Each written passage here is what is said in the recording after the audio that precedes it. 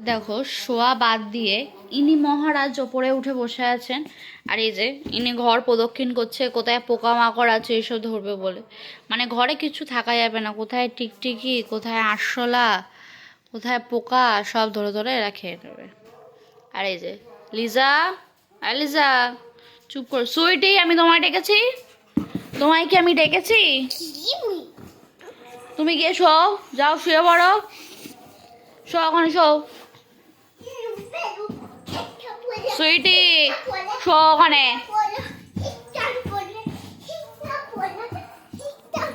আর এই ওস্তাদ নিচে নিচে বেড়াচ্ছে। এই যে সুইটির জায়গা ওইখানে, সুইটি ওখানে গিয়ে শুয়ে পড়ে। আর ইনি মহারাজ ওপরে বসে আছেন।